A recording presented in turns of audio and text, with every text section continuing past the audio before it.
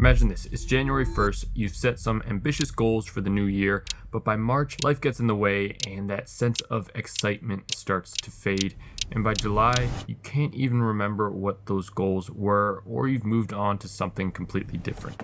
Now picture this instead, you pick out a few meaningful goals, you show up consistently, taking the actions that you know you need to do. You become the version of yourself who actually follows through, closing the gap between what you should do and what you actually do. Imagine what life looks like after a year of doing what you actually plan to do. The difference between those who achieve their goals and those who stay stuck is what the book, The 12-Week Year, calls the execution gap. Basically, most people know deep down what they need to do to reach their goals, but they just don't execute. The 12-Week Year is kind of an all-in-one goal setting, life design, accountability, productivity system that actually ditches the annual goal concept entirely and focuses on shorter bursts of execution. So in this video, I'll break down each step of the 12-week year system and show you how I'm applying it to my own life this coming year.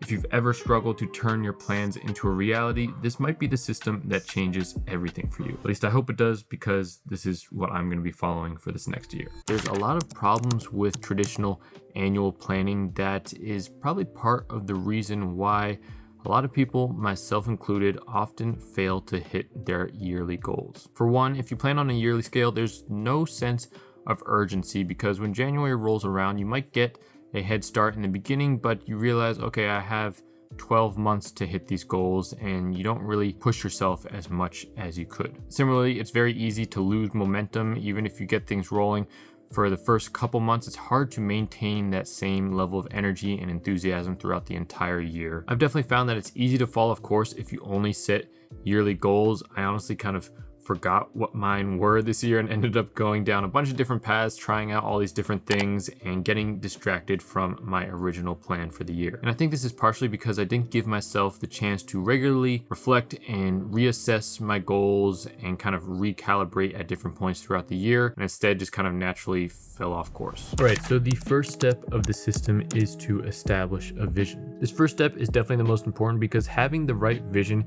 keeps us on track towards building a future life that we actually enjoy living, rather than just chasing some arbitrary milestones. As the name suggests, this is basically a vision of our ideal future in both our personal and professional lives. And the author emphasizes that a good vision will balance both your professional and personal aspirations. A lot of the times your professional achievements, your career, business, that type of thing will enable your personal goals in life, but it's your personal goals and day-to-day lifestyle that will give you the passion and motivation to push through the pain of having to put in the work in and day out and make your professional goals happen. So they both kind of work together. And it's also important that this vision for our future life makes us feel a little bit uncomfortable or have a little bit of self-doubt about whether or not we could actually achieve these things. And there's three main time horizons that we can consider when creating this vision: long-term, midterm, and the next 12 weeks. So for the long-term portion of our vision, this is what we want our life to look like in the next 5, 10,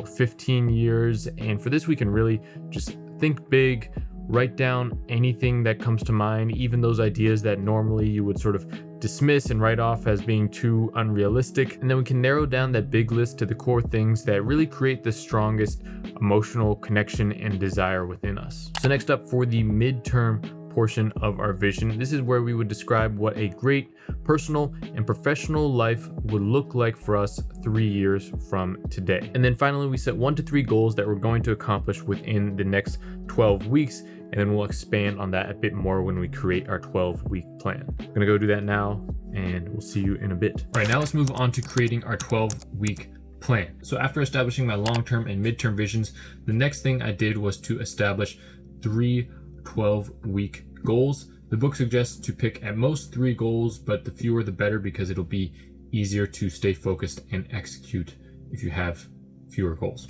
These 12-week goals should be specific and measurable and get us one step closer towards our vision, and the author suggests making them a realistic stretch. So they shouldn't feel too easy to achieve. Like, you should feel like you need to change up the way that you're currently doing things in order to achieve these goals. Next, what I did is under each individual goal, so remember we have between 1 and 3 goals, and for each one, list out the specific highest impact actions that will help you reach that 12-week goal. Some of these actions, or what the book refers to as tactics, will be recurring, that we complete every week or every day, and some will be one-offs. So we just note that next to that specific action, whether it happens each week or if we're going to do it on a specific week out of this 12-week period. And the key thing here is to make this list of actions as short as possible. So we want to find the minimum amount of actions needed to take to reach our goal. So a good way to go about this that I did is to just list out everything that you could possibly do to contribute that goal that comes to mind,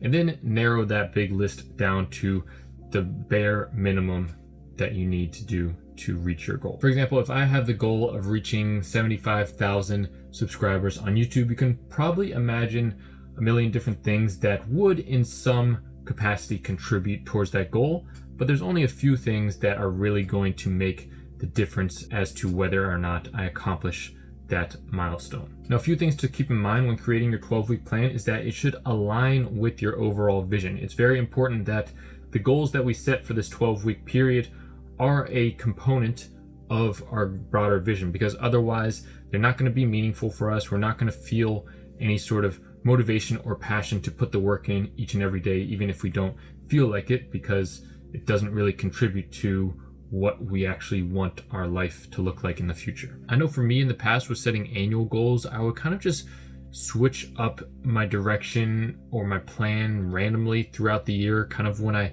felt like it, without consciously taking the time to analyze and reflect on how the year is going. Whereas with 12-week plans, we have time to regularly reflect and assess our progress and shift our focus to new goals if we want to. It's kind of like getting that New Year's boost every 12 weeks instead of every 52. All right, now that we've established our vision and our 12-week plan, we can actually start executing things and implementing this whole 12-week system. And there's 3 key things that the author recommends incorporating into our weekly routine to make sure that this system actually works for us. The first is to create our weekly plan. And this should be pretty straightforward and simple, because assuming that we created a good 12-week plan, our weekly plan is simply just a 1/12 slice of that 12-week plan. So literally on our 12-week plan, anything that we assigned to a specific week, along with any activities that are recurring that we said we need to do each week, we just transfer all of those to a new list, and that is our weekly plan. The key thing here that's definitely going to be a game changer for me is that on this weekly plan, we're only including the actions that directly contribute towards our 12-week plan and our 12-week goals.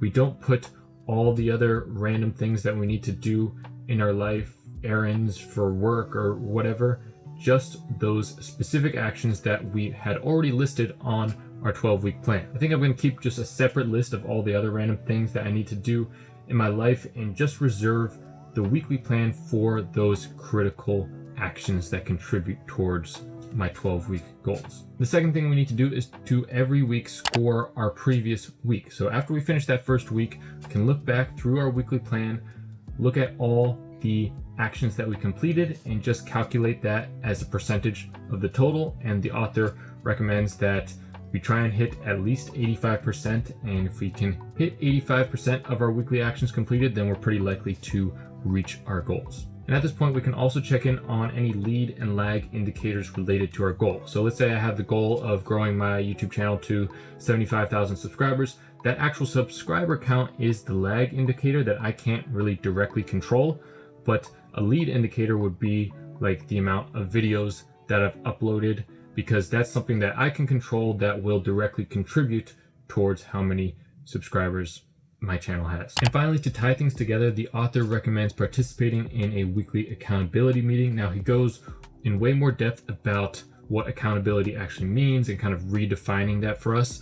But essentially, we want to meet with a group of people, or it can be one other person who is also following this 12-week year system, and we sort of just share our progress from the previous week and sort of encourage each other, share what's working and what's not working. And that's something that I haven't really done much in the past that I think will definitely help me out, because just knowing that you have to sort of share with other people how much of your plan you actually completed will get you to sort of push yourself a little more and actually put the work in, I think. He suggests doing all 3 of these: scoring your week, planning your week, and participating in an accountability meeting anytime between Friday evening and Monday morning, but really just whenever you can do it consistently. In the past, I had been planning out my week on Sunday afternoon, Sunday evening, but I found that I couldn't always stay consistent with that since sometimes things would come up on Sunday. So I'm going to try and do it Monday morning instead, because Monday mornings will always be pretty consistent for me. And I think to add on top of the weekly accountability meetings, I'm going to, in these weekly vlogs that I've been filming, where I just kind of showcase various things I'm doing in my life, I'm also going to add a section where I sort of check in with you guys on my weekly plan and how things are going, sort of keep myself accountable. And if you're interested in also following the system, maybe you can comment down below on those videos, any updates with your weekly plan, but that'll come in future videos. In the meantime, if you're watching this, I'd highly encourage you to establish your vision and create your 12-week plan so we can all start executing our plans together at the start of this year. This will probably be the last video I post of 2024. So thank you so much for watching and supporting and commenting. It really means a lot. And this has been a year of a lot of learning experiences, trying out different things, but I feel pretty good with where I'm at mentally now and the path that I'm headed. And I'm excited for a lot of big things to come in 2025. Click here to see the latest video from me and click here to subscribe. Do something today that your future self will thank you for. Happy New Year.